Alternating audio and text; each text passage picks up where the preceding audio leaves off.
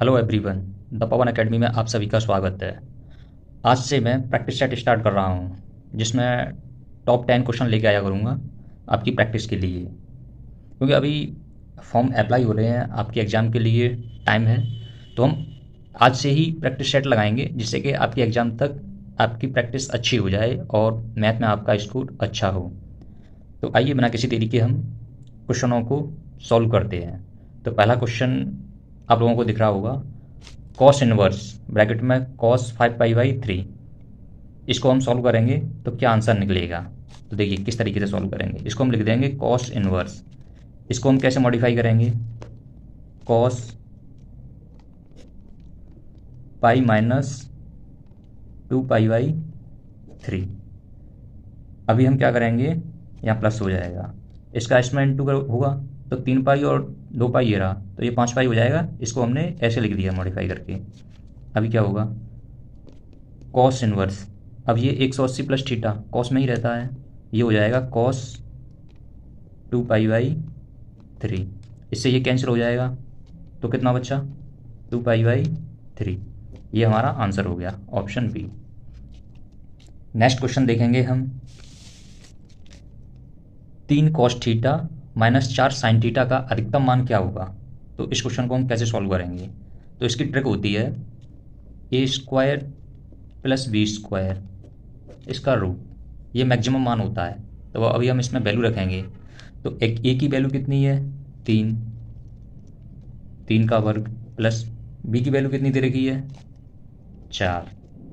अब इस क्वेश्चन में बीच में माइनस हो या प्लस हो, उससे हमें इसमें कोई भी फर्क नहीं पड़ता, फॉर्मूला यही लगेगा। कितना हो गया, इसको सॉल्व करेंगे तो आएगा रूट में 25, रूट को उठाएंगे तो कितना आ जाएगा, 5। ये हमारा आंसर हो गया 5। अगला क्वेश्चन देखेंगे अभी हम,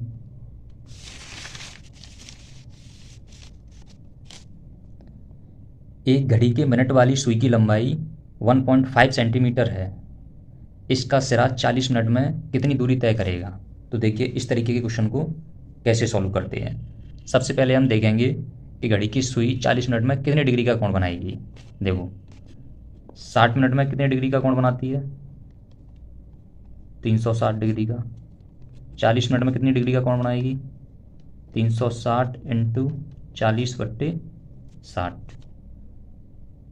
इससे एक जीरो चली जाएगी, इससे काटेंगे तो कितनी बार जाएगा, 6 बार। 6 चौके 24, यानी 40 मिनट में कितनी डिग्री का कोण बनाएगी, 240 डिग्री का कोण बनाएगी ये। अब ये घड़ी है, 40 डिग्री में पूछ रहा है ये कितनी दूरी तय करेगी इसकी मिनट वाली सुई। मान लीजिए पहले इस जगह पे सुई थी मिनट वाली, अब 40 मिनट में मान लीजिए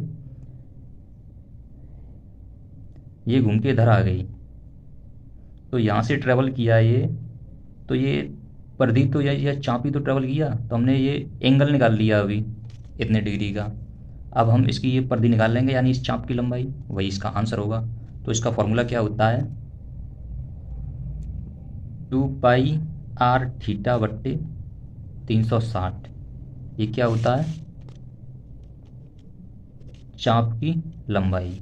अभी हम इसमें वैल्यू पुट कर देंगे, 2 इंटू पाई की वैल्यू कितनी होती है, 3.14 इंटू आर, आर कितनी दे रखी है क्वेश्चन में, 1.5 इंटू थीटा हमने अभी निकाला है 240 डिग्री बट्टे 360। अभी हम इसको मिनिमाइज कर लेंगे, एक जीरो से ये कट गया, 6 से काटेंगे, 6 चौके 24 और 6 छक्के 36, इससे काटेंगे 3 बार गया। अब इसका इंटू करके, इसका इन सभी का इंटू करके 3 का भाग देंगे, तो कितना आंसर आ जाएगा हमारा, 6.28 सेंटीमीटर। ये हमारा आंसर रहा। अगला क्वेश्चन देखेंगे प्रोबेबिलिटी का, एक सिक्के को 3 बार उछालने पर तीनों बार हेड आने की प्रोबेबिलिटी क्या होगी। तो इस तरीके के क्वेश्चन को कैसे सॉल्व करते हैं। इसका फॉर्मूला होता है एनसीआर वाला। तो पहले तो टोटल कंडीशन निकालेंगे, 3 बार उछाला जा रहा है तो 2 की पावर 3, टोटल कंडीशन हो गई 8, ठीक है ना। अब इसका फॉर्मूला होता है एनसीआर, यानी 3 बार उछालने पर यानी 3, 3 बार उछाला और 3 बार हेड आने की प्रोबेबिलिटी 3, टोटल कितनी कंडीशन बनेगी 8। अभी हम इसको सॉल्व कर लेंगे तो क्या आएगा 1 हो जाएगा। फिर भी आपको सॉल्व करके दिखा देता हूँ। फैक्टोरियल 3 बट्टे फैक्टोरियल 3 इंटू फैक्टोरियल 0, इसकी वैल्यू तो बनी होती है बट्टे 8, इससे ये कैंसिल हो जाएगा, इसकी वैल्यू 1 होती है तो कितना हो गया बराबर 1 बट्टे 8। ये हो गया आंसर। अगला क्वेश्चन देखेंगे, इंटीग्रेशन ए एक्स स्क्वायर रूट में एक्स डी एक्स, इसका आंसर क्या होगा। इसको सॉल्व करने का तरीका होता है इंटीग्रेशन ए, अब मैं क्या करूँगा रूट को रिमूव करूँगा, चलो ऐसे लिख लेंगे इसको, एक्स स्क्वायर इंटू एक्स की पावर 1/2 डी एक्स, ऐसे लिख सकता हूँ ना मैं इसको। अभी हम क्या करेंगे,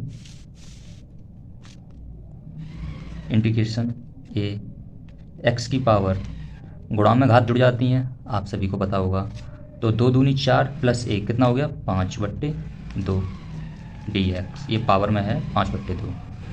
अभी क्या करेंगे, जो अक्षर संख्या होती है उसको बाहर निकाल लेते हैं, तो ए बाहर आ जाएगा, ए इंटीग्रेशन एक्स की पावर 5/2 डी एक्स, क्योंकि हम एक्स के सापेक्ष कर रहे हैं इस वजह से ए को हमने बाहर निकाला है। अभी हम इसका इंटीग्रेशन करेंगे तो ए, इसका इंटीग्रेशन क्या होगा, एक्स की पावर 1 जुड़ जाता है और जो आएगा उसी का हम इसमें भाग देंगे, तो एक्स की पावर 5/2 प्लस 1 बट्टे 5/2 प्लस 1 प्लस सी, इसको सॉल्व कर देंगे हम। ए एक्स की पावर 2 × 2, 2 और 5 7, यानी 7/2 बट्टे 7/2 प्लस सी, और सिंप्लीफाई इसको हम कैसे कर देंगे, बराबर ए इंटू 2/7 एक्स की पावर 7/2 प्लस सी, ये हमारा आंसर हो जाएगा। ठीक है ना। अगला क्वेश्चन देखेंगे अभी हम, 1 2 4 5 6 7 से 4 अंकों की कितनी संख्याएं बनाई जा सकती हैं यदि एक भी संख्या का पुनरावृत्ति नहीं हो, यानी एक भी संख्या की पुनरावृत्ति नहीं हो तो टोटल कितने नंबर बनाए जा सकते हैं। इस क्वेश्चन को सॉल्व करने के 2 तरीके होते हैं, तो मैं आपको पहले दोनों तरीके बता दे रहा हूँ। सबसे पहले तो फॉर्मूला होता है इसका NPR का, तो टोटल कितनी संख्याएं हैं 6 संख्याएं हैं, तो 6p कितने नंबर की बनवानी है 4 अंकों की, तो इसको हम सॉल्व करेंगे तो क्या हो जाएगा फैक्टोरियल 6/4 में से 2 गए तो फैक्टोरियल 2, इसको हम सॉल्व करेंगे तो कितना हो गया, फैक्टोरियल 6 को सॉल्व करेंगे तो कितना हो गया 6 5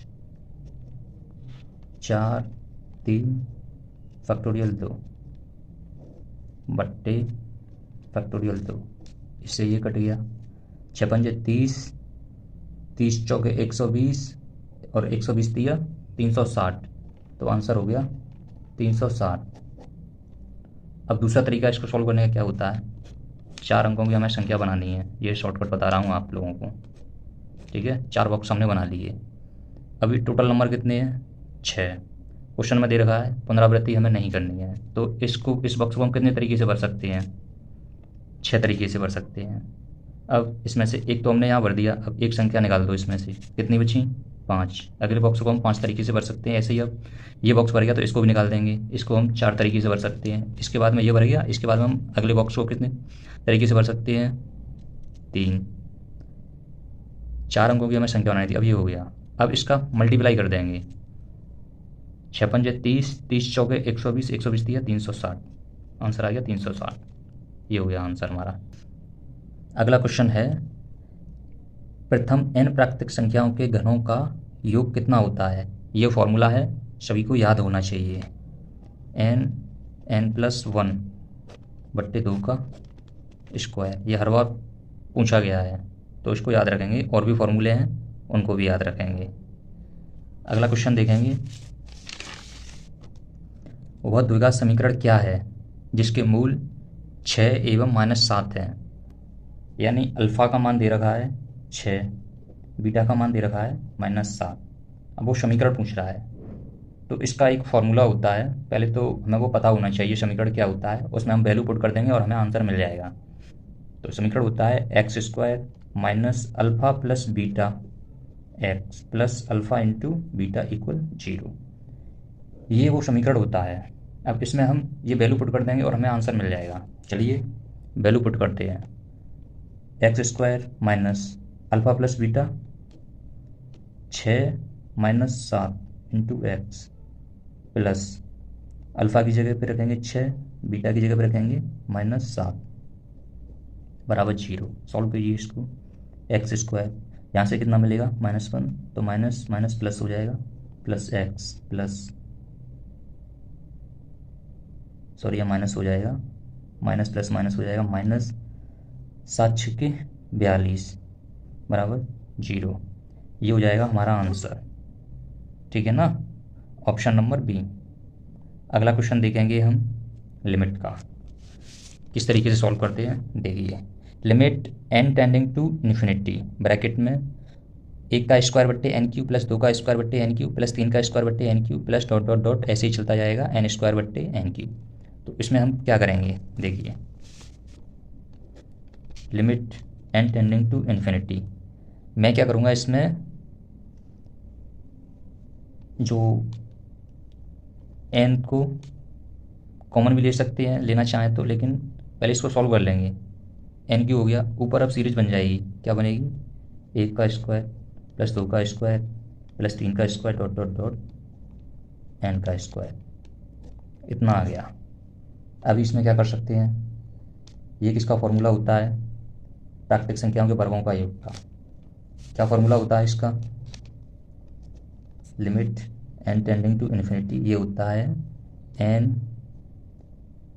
n प्लस 1 2n प्लस 1 बट्टे 6 n की। ठीक है ना। अभी हम क्या करेंगे, एक n से एक n तो कट जाएगा, तो यहाँ कितना बचेगा, एक n चला जाएगा तो स्क्वायर बचेगा। चलिए आगे लिखता हूँ इसको, limit n tending to infinity,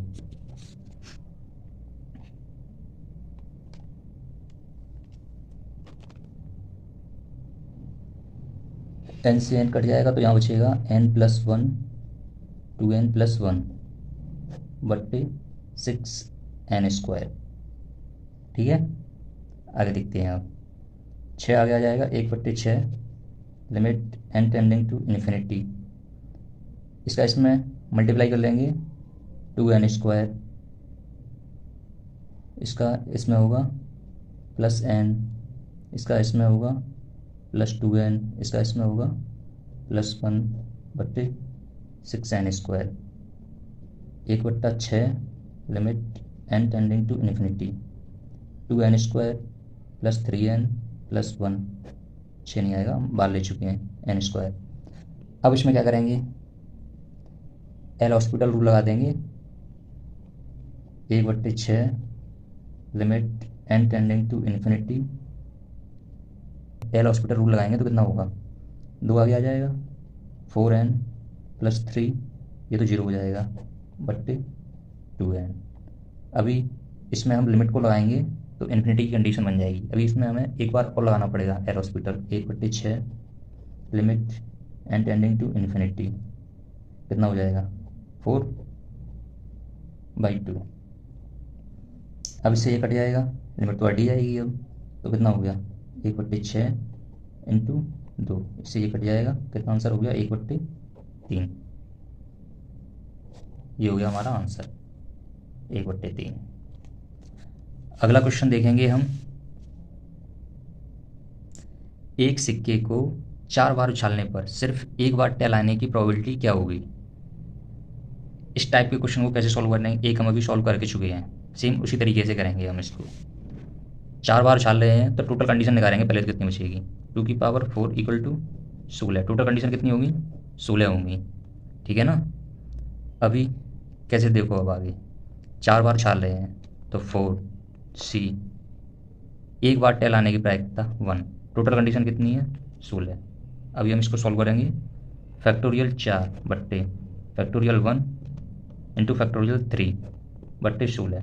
इसको सॉल्व करेंगे हम तो कितना आएगा, 4 इंटू फैक्टोरियल 3 बट्टे फैक्टोरियल 3 बट्टे 16। इससे ये कट जाएगा, इसका इसमें भाग देंगे तो कितना आएगा, 1/4। ये हो जाएगा हमारा इस क्वेश्चन का आंसर। ऑप्शन बी सही होगा। ये थे हमारे टॉप 10 क्वेश्चन।